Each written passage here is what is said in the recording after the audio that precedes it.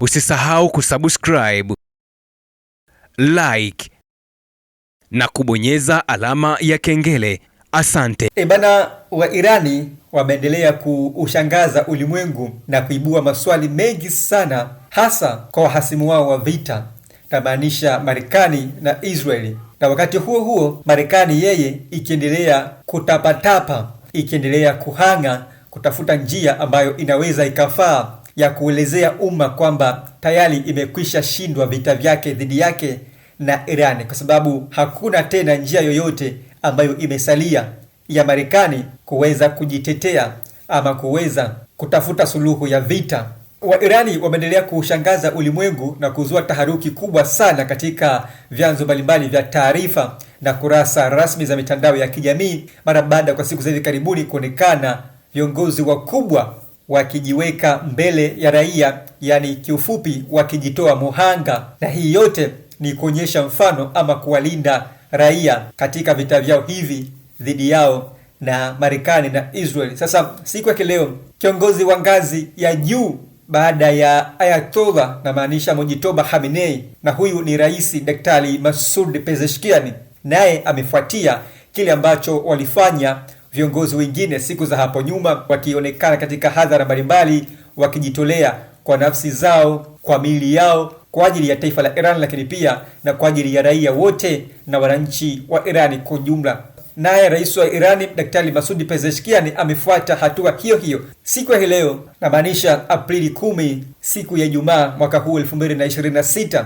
Rais Masoud Pezeshkian ameushangaza umma wa watu na kuweka watu vinywa wazi baada ya kuonekana hadharani, si tu kuonekana hadharani, bali ameonekana hadharani akiwa amejichanganya na jopo la wananchi ama raia wa taifa la Irani, jambo ambalo limeibua maswali mengi sana, hasa maswali ya kiusalama dhidi ya maadui wa Irani na maanisha Marekani, lakini pia na Israeli, ambapo watu wengi wanahoji kwamba inakuwaje kiongozi kama huyo mkuu wa taifa, hasa katika nyakati kama hizi ambapo viongozi hao wote wamewekwa shabaha ya kuuawa, anakuwa hadharani mbele za watu. Hii inamaanisha nini ama hii inakuwaje? Sasa maswali yote hayo yanaibuka ni kufuatia hatua hii ambayo imechukuliwa na kiongozi huyu wa Irani Daktari Masoud Pezeshkian ambaye ni rais wa Irani. Sasa licha ya hiko ambacho kinahofiwa na kuelezwa na watu mbalimbali wakihofia usalama wa kiongozi huyo mkuu, lakini pia na viongozi wengine ambao wamekuwa wakijiweka hadharani ama katika hadhara wakisema kwamba wao hawaogopi kifo, bali wanaamini ya kwamba wakifa ni wamefia shahidi na wamekufa kwa ajili ya taifa lao la Irani, na hivyo hawana sababu yoyote ya kujificha ama kuendelea kuwaogopa udhalimu wao ama maadui wao Marekani na Israel. Sasa Daktari Masoud Pezeshkian ameonekana katika umma huo wa watu hadharani siku ya leo akihudhuria katika kumbukizi ya siku 40 tangu pale kilipotokea kifo cha kiongozi mkuu, yani Ayatollah Said Ali Khamenei Husseini, kifo ambacho kilimkuta akiwa mjini Tehran, Irani mapema siku ya Februari 28 mwaka huu 2026, ambapo Rais Masoud Pezeshkian ameacha kiti na kujitoa muhanga, kujitokeza hadharani mbele ya wananchi ili kuweza kufanya kumbukizi hiyo na kumwenzi kiongozi mkuu wa Irani Ayatollah Said Ali Khamenei Husseini, na kuenzi pia jitihada zake za kulipigania taifa la Irani, akisema na yeye pia yuko tayari ikiwezekana hata kufa kwa ajili ya watu wa Irani, lakini pia na kwa ajili ya taifa zima la Irani.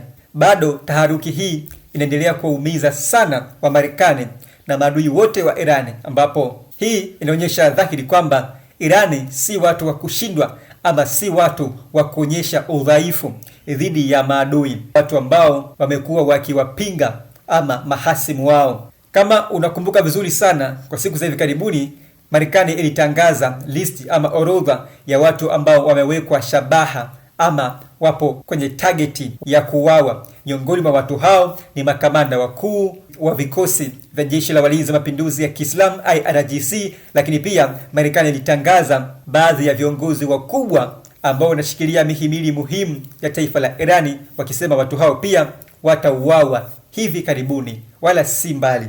Sasa nao viongozi wa Irani wanasema wao wako tayari kufa, kama ikiwezekana kuuawa basi wauawe tu popote pale watakapokuwepo, hawatojificha wala hawatokwenda popote. Watabakia ndani ya Irani, watabakia na raia wao na watu wao wanaowaongoza wa Irani, na wao ndio wakiwa mstari wa mbele ama kuonyesha mfano wa kuigwa kwa raia wao. Na jambo hili ambalo nalionyesha wazi viongozi wa Irani ndilo jambo ambalo linafanya raia wa Irani wanapata nguvu kubwa sana ya kuweza kufanya maamuzi ambayo wamekuwa yakiyafanya ama wakiyachukua katika kulinda taifa lao. Najua kuna watu wanaweza wasiamini ya kwamba tangu mapema Februari 28 mpaka hivi sasa kuna baadhi ya raia nchini Irani, mjini Tehran, hawajakaa chini, hawajalala usiku, yani wako mitaani wakiandamana kudai ushindi, yani kushinikiza jeshi la Irani lizidishe mapambano kuweza kupambana zaidi na kuupata ushindi. Yani wenyewe raia hawataki kabisa kusikia kitu kinaitwa makubaliano ama mazungumzo. Hata siku ya jana, siku ya juzi pia waliandamana pia mjini Tehran wakidai kwamba viongozi wa serikali ya Irani wasifanye makubaliano ya aina yoyote na wadhalimu wao, yani Marekani na Israeli. Hata mazungumzo ya mjini Islamabad kati ya Pakistani akiwa kama mediator ama mpatanishi, lakini pia na upande wa uhasama Marekani na huku Irani, mazungumzo hayo raia wa Irani hawayataki hata kuyasikia, yani hata punje. Wenyewe wanadai ya kwamba Irani wako tayari kupambana hadi tone la mwisho na si kufanya mazungumzo na yule ambaye wamemuita kafiri. Na hapa kudhihirisha hilo, kuna video ambayo hapa nitakuonyesha. Kuna video hii hapa ambayo inaonekana hao ni raia usiku wa kuamkia siku ya leo. Hapo ni majira ya saa 9 za usiku, yani usiku wa manane, lakini raia walikuwa mtaani mjini Tehran wakishinikiza serikali, wakidai kuwa bega kwa bega na taifa lao la Irani. Hili ni jambo ambalo kwa binadamu wa kawaida si rahisi kulifanikisha, si rahisi kulifanya. Yani hapo kuna watu tangu Februari 28 baada ya kuuawa tu kiongozi wao mkuu Ayatollah Said Ali Khamenei Hussein, waliingia barabarani mtaani wakiandamana mpaka siku ya leo Irani, iwe mchana iwe usiku, watu wameandamana katika mtaa wa mji wa Tehran kupinga na kudai haki yao. Na kuna wengine wameanzia siku ya Jumanne mara baada ya Marekani kusema kwamba atashambulia miundombinu ya Irani, miundombinu ya nishati na miundombinu ya umeme ya Irani. Walijitokeza kwa wingi sana katika miji mbalimbali ikiwemo mji mkuu wa Irani Tehran, wakisubiri hilo shambulizi la Irani kuweza kushambulia hiyo miundombinu ya umeme, na wao wakaizunguka miundombinu yote ya umeme wakisema wako tayari kufa pamoja na miundombinu ya umeme itakayoshambuliwa na Marekani ama Israeli. Sasa mbali na hilo, ili kujua kwamba imani ya Wairani iko wapi, kikawaida kihali ya binadamu, linapolia kombora ama linapopigwa bomu, tuchukulie mfano mfupi, risasi tu, bunduki moja inapolia, ule mungurumo wa risasi, watu waga wengine wanadondoka chini, wanapata pressure. Sasa Irani linatua kombora ambalo linaweza likaangamiza mtaa mzima. Linatua kombora mjini Tehran, jirani na walipo wa Irani wote walioandamana, lakini wa Irani wanasalia pale pale walipo. Hii si kawaida kabisa, yani hii ni imani ambayo ya hali ya juu wa Irani wanaionyesha kwa ulimwengu huu, na wakitoa funzo kubwa sana, funzo la uzalendo kwa taifa lolote lile ulimwenguni. Sasa hapa ninakwenda kukuonyesha namna ambavyo wa Irani imani yao haipimwi kwa vitisho wala haipimwi kwa lolote lile hapa ulimwenguni ama chini ya jua, wao wakiamini zaidi uwezo wa Mwenyezi Mungu muumba kila kitu kilichopo ndani ya tumbo la dunia. Sasa wiki moja iliyopita nyuma, yani siku 7 za juma baada ya wiki hii hapa ya leo Aprili 10 mwaka 2026, Israeli na Marekani walishambulia kwa makombora vituo muhimu sana vya usafiri wa treni, na maanisha reli, na miundombinu hiyo ya reli iliharibiwa vibaya sana na kuweza kuhatarisha safari za treni kutokea mjini Tehran na kuelekea mjini Mashhad. Na reli hiyo ina urefu wa takriban kilomita 741, umbali ambao ni mrefu sana kwa hali ya kawaida ama kwa hali ya kibinadamu ama ya kisayansi. Sasa ndani ya siku 7 za juma wa Irani kuonyesha uzalendo wa hali ya juu, mpaka siku ya leo tayari kiongozi mkuu anayesimamia shirika la reli la Irani ametangaza tena akiwa hadharani mbele ya umati wa watu, wananchi ambao wameandamana mjini Tehran. Kama nilivyokuambia kwamba wananchi hawapoi, yani kila wakati wao wapo mtaani tu, si mchana, si usiku, si alfajiri, wala si jioni, wako mtaani wanasubiri hatima ya Wairani. Kiongozi mkuu ametangaza kwamba shirika la reli rasmi la Irani kutokea kipande hiko kilomita 741, yani kutokea mjini Tehran hadi Mashhad, tayari ziko kwa ajili ya kufanya kazi, yani tayari zimekamilika baada ya uharibifu mkubwa uliofanyika na jeshi la Israeli na Marekani.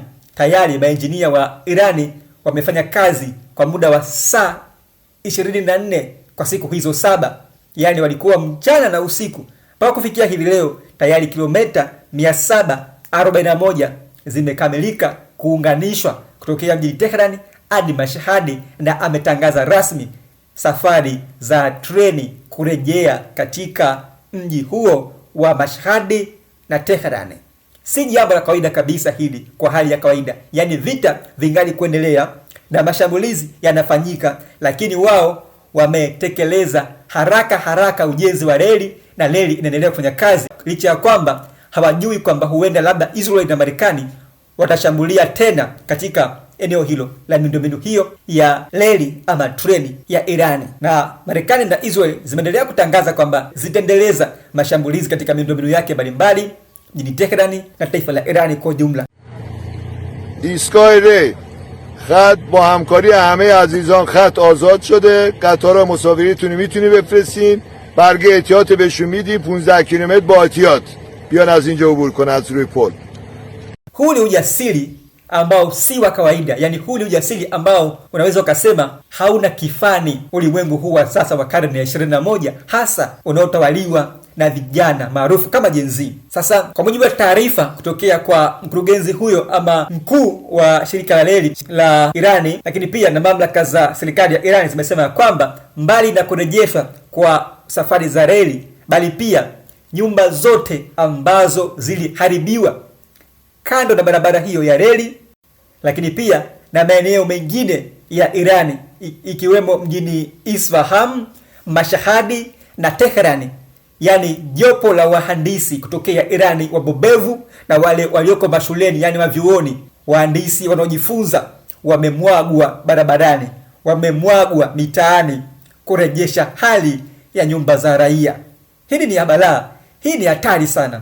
Yani vita vinaendelea, makombora yanaendelea kulindima maeneo mbalimbali, lakini wahandisi, wataalamu, wabobevu na wale wanaojifunza, wanafunzi wako wamemwagwa barabarani, wamemwagwa mitaani kuweza kurejesha hali ya ubora wa nyumba za makazi ya raia wa Irani. Yani serikali ya Irani inatumia nguvu kubwa sana kuwa defend ama kuwasaidia raia kuliko hata majukumu yake mengine ya kitaasisi kama serikali.